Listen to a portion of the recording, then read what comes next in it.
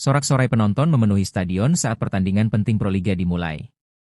Namun, di tengah gegap gempita itu, Megawati Hangestri hanya duduk diam di bangku cadangan. Wajahnya tenang, tapi sorot matanya menyimpan tanda tanya besar. Mengapa ia tidak masuk daftar starter? Padahal selama sesi latihan dan uji coba sebelumnya, Megawati tampil impresif. Ia menjadi andalan tim nasional, bahkan dielu-elukan sebagai bintang masa depan voli Indonesia. Tapi kali ini, namanya hanya tercantum sebagai cadangan. Saat pertandingan berlangsung, beberapa kali kamera televisi menyorot Megawati. Komentator pun ikut bertanya-tanya, mengapa pemain sekelas Megawati hanya jadi penghangat bangku cadangan? Penonton yang mengenalnya mulai resah, mencoba menebak-nebak alasan di balik keputusan ini. Keesokan harinya, media sosial penuh dengan spekulasi. Hashtag mainkan Mega mendadak jadi trending topik. Fans, analis olahraga, hingga mantan pemain turut menyuarakan keheranan mereka atas keputusan pelatih Petrokimia Gresik. Sejumlah jurnalis mencoba menghubungi manajemen klub, namun jawaban yang diterima hanya normatif. Itu hak prerogatif pelatih, tulis salah satu pernyataan resmi klub yang terasa dingin dan menghindar. Namun pernyataan itu justru memicu rasa penasaran yang lebih besar. Sementara itu, Megawati tak memberi komentar apapun. Ia hanya mengunggah foto dirinya sedang berlatih malam hari di lapangan kosong dengan caption singkat, "Diam bukan berarti lemah."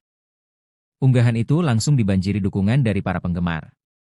Dalam konferensi pers setelah pertandingan berikutnya, pelatih kepala Petrokimia Gresik akhirnya buka suara. "Kami menyusun strategi berdasarkan kebutuhan tim di setiap pertandingan," ujarnya singkat saat ditanya soal Megawati.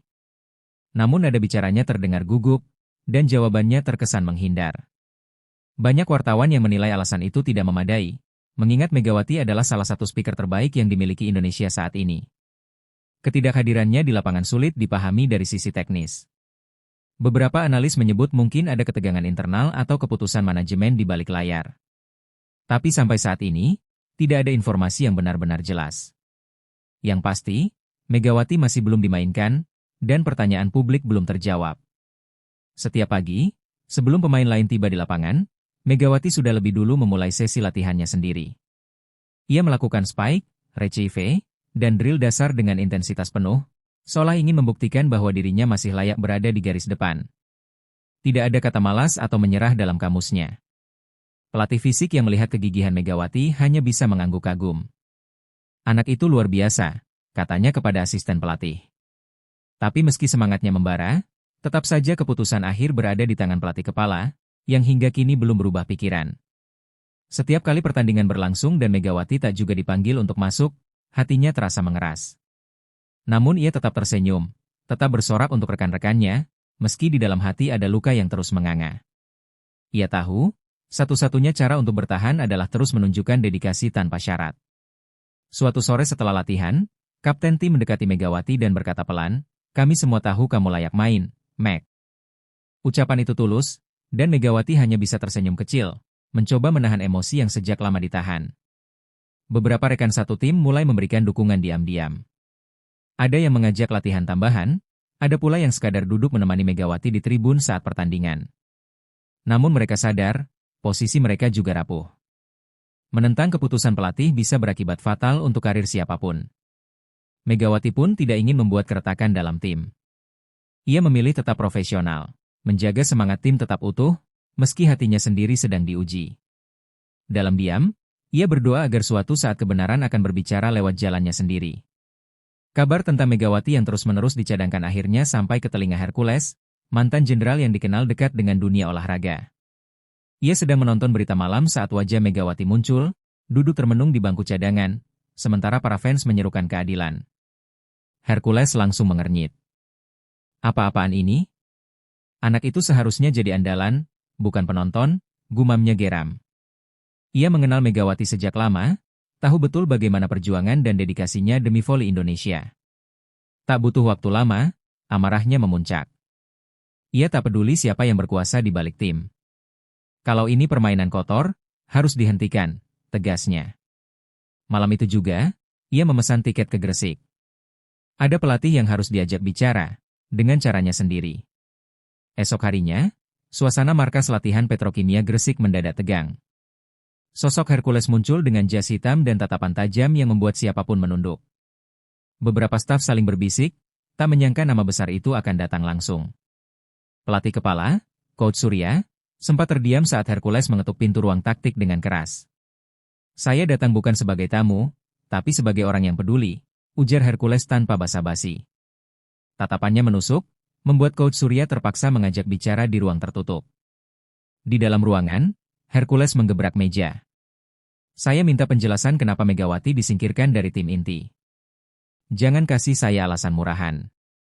Coach Surya berusaha tetap tenang, tapi tekanan dari pria setegas Hercules membuat keringat dingin mulai membasahi pelipisnya. Coach Surya mencoba bersikap profesional. "Kami memilih pemain berdasarkan skema, bukan popularitas," ujarnya. Ia menjelaskan bahwa strategi permainan kini mengutamakan pemain muda yang dianggap lebih fleksibel dalam formasi dinamis. Namun Hercules tak mudah diyakinkan. "Kamu pikir saya bodoh? Mega bukan sekadar pemain populer. Dia pemain terbaik yang kau miliki, dan kau parkir dia seperti barang rongsokan." Nada suaranya naik, membuat suasana makin panas. Meski begitu, pelatih tetap tak bergeming. "Saya sudah putuskan. Megawati bukan bagian dari rencana utama musim ini." Jawaban itu bagai cambuk bagi Hercules. Bukan hanya soal keputusan teknis, ini mulai terasa seperti sebuah upaya penghilangan nama besar secara perlahan. Keluar dari ruangan pelatih dengan langkah berat, Hercules duduk sejenak di bangku taman depan. Matanya tajam memandang langit mendung, pikirannya penuh kecurigaan. "Ini bukan soal strategi, ini soal permainan kotor," desisnya. Ia mulai menghubungi beberapa kenalannya di dunia olahraga dan media. Sedikit demi sedikit, informasi yang mencurigakan muncul.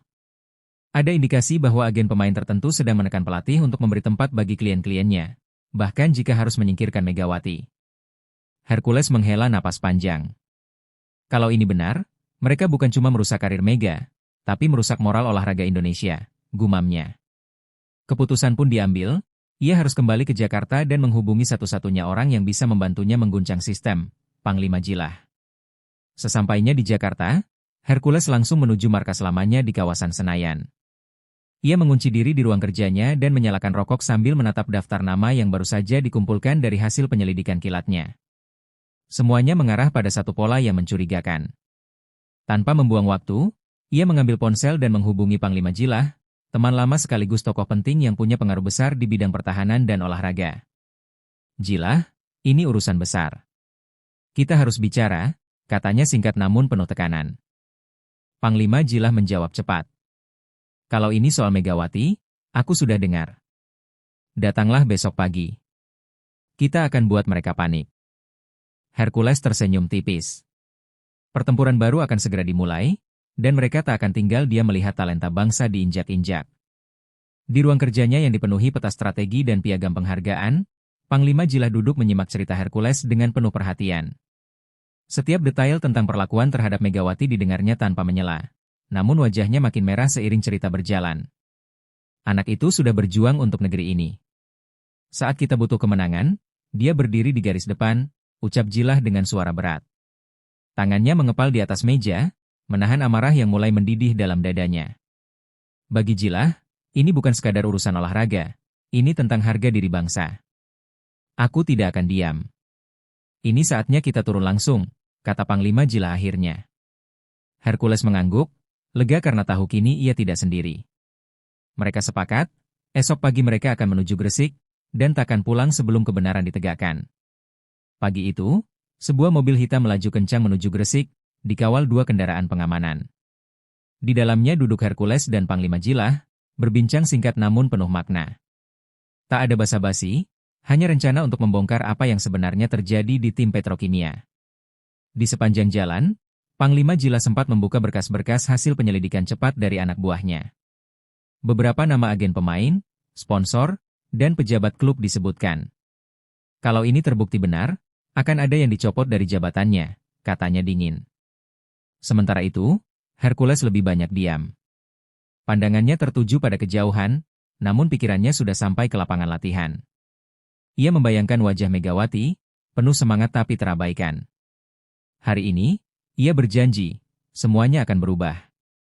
Saat itu, para pemain petrokimia sedang menjalani sesi latihan intensif di lapangan indoor. Suasana cukup serius, tapi mendadak terpecah saat suara sirene iring-iringan mobil terdengar dari luar. Semua kepala menoleh, pelatih pun menghentikan sesi dengan bingung. Beberapa detik kemudian, pintu utama terbuka lebar. Hercules masuk lebih dulu, dengan langkah pasti dan wajah tegas. Di belakangnya, Panglima Jilah berjalan mantap, disambut saling berbisik para pemain dan staf yang kaget bukan main. Coach Surya mencoba mendekat, tapi seketika terhenti saat Jilah menatapnya tajam. Semua kumpul di tengah lapangan, perintah Hercules lantang. Suara itu memecah keheningan. Semua tahu, ini bukan kunjungan biasa, ini intervensi serius. Para pemain berkumpul dalam formasi setengah lingkaran. Megawati berdiri di pinggir, bingung dan gugup, tak menyangka dua tokoh penting negeri ini muncul secara langsung. Beberapa pemain muda terlihat gemetar, belum pernah melihat Hercules dan Panglima Jilah sedekat ini. Coach Surya berusaha bersikap tegas, tapi jelas ia gugup. Ada yang bisa kami bantu, Jenderal? Tanyanya hati-hati, tapi jawabannya hanya tatapan tajam dari Jilah. Kami tidak datang untuk minta bantuan. Kami datang karena keadilan dilanggar. Semua mata tertuju pada Megawati. Ia menunduk, tak tahu harus bereaksi seperti apa. Tapi dalam hatinya, ia mulai merasakan sesuatu yang berbeda, seolah ada kekuatan besar yang akhirnya berpihak padanya. Hercules maju ke depan, berdiri di tengah lingkaran pemain dan pelatih. Suaranya menggelegar, mengisi seluruh sudut ruangan. Saya datang ke sini karena kalian menyingkirkan pemain terbaik yang kalian miliki, tanpa alasan yang masuk akal. Ia menunjuk ke arah Megawati. Anak ini berdiri di podium dunia, bawa nama Indonesia, sementara kalian suruh dia duduk menonton. Apa kalian tidak malu? Beberapa pemain menunduk, merasa ikut bersalah meski tak punya kuasa atas keputusan pelatih. Coach Surya hendak membantah, tapi Jilah angkat tangan. Diam. Hari ini, bukan kalian yang bicara. Hari ini, kami yang mendengar, dan bangsa ini juga mendengar. Suasana makin hening. Hati Megawati bergetar. Untuk pertama kalinya, ia merasa tidak sendirian. Panglima Jilah melangkah maju, menatap tajam ke pelatih Petrokimia Gresik. Ini lebih dari sekadar pertandingan olahraga. Ini soal harga diri bangsa. Suaranya lantang, menggema di seluruh ruangan. Megawati bukan hanya pemain voli. Dia simbol perjuangan anak bangsa yang berani menembus batas. Semua yang hadir terdiam, bahkan pelatih yang sebelumnya kokoh berdiri pun mulai tampak ragu.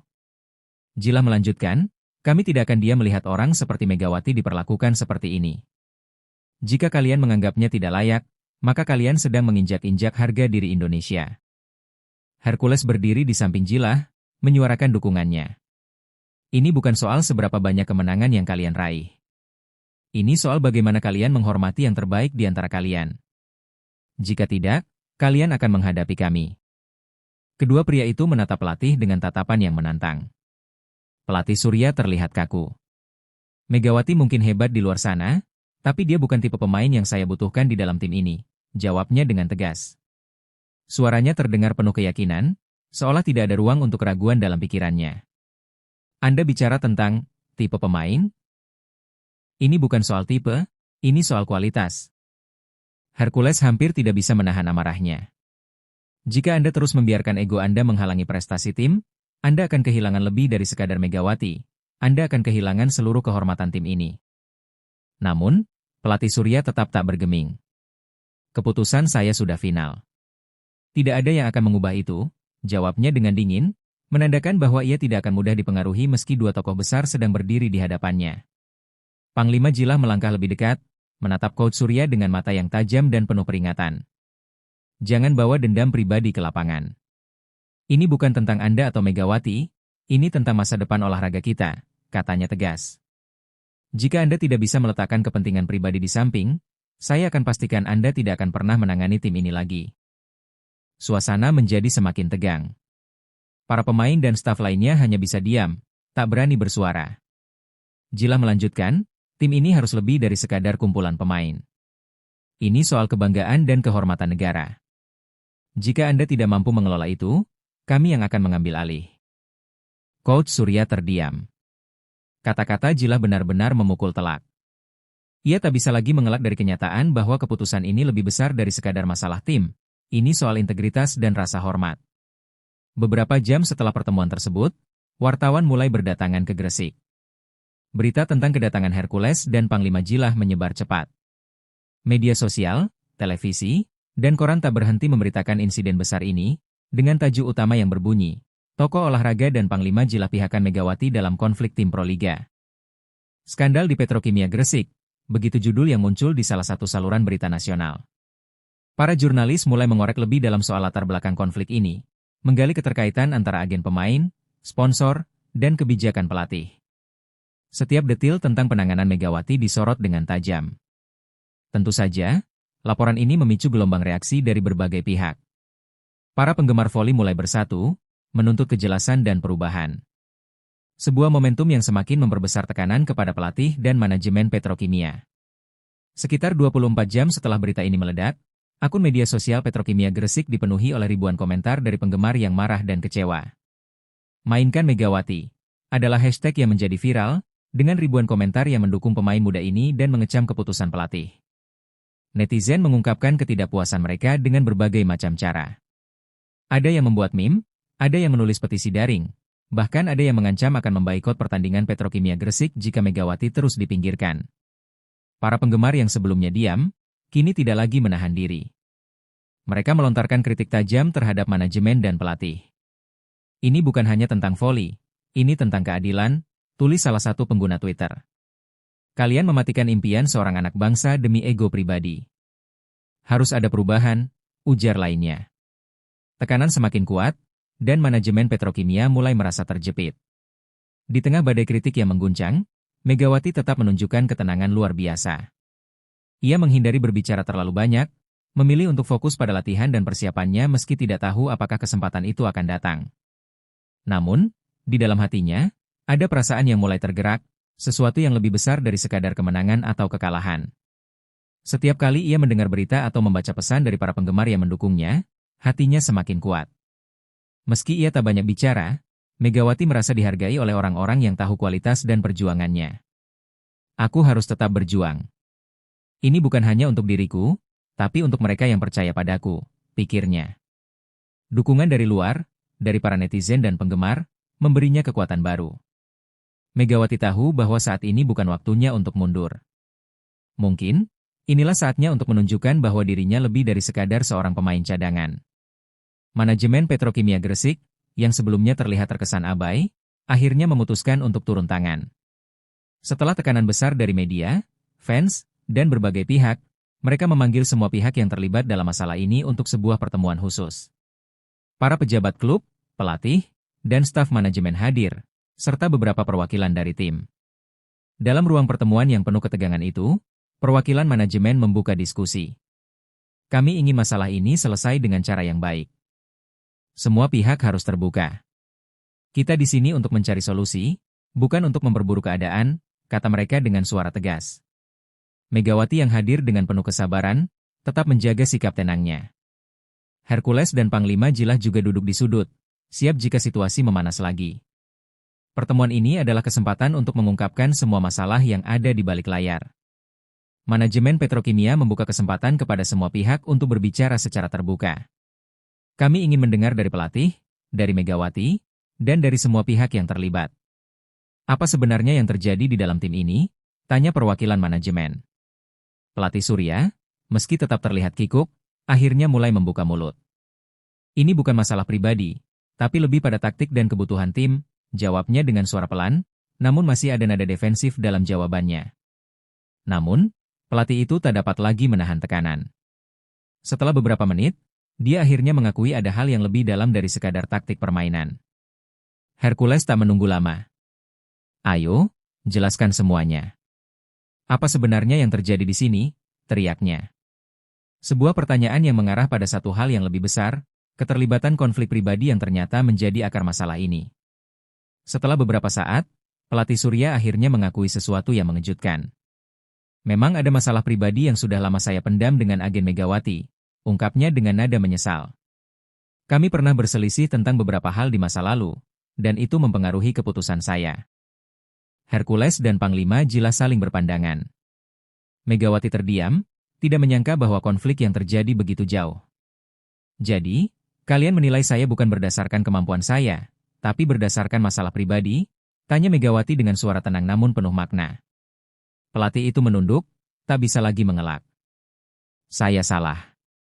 Seharusnya saya tidak membiarkan itu mempengaruhi keputusan saya tentang pemain, katanya akhirnya dengan suara pelan.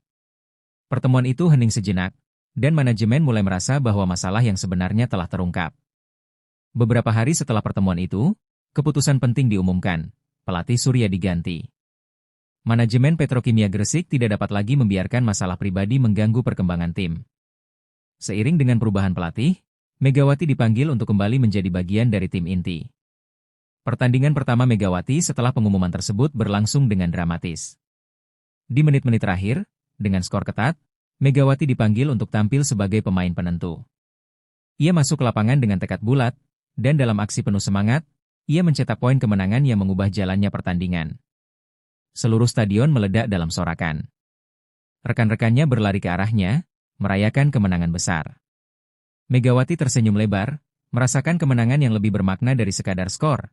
Ini adalah kemenangan untuk dirinya sendiri, dan untuk semua orang yang mendukungnya sepanjang jalan.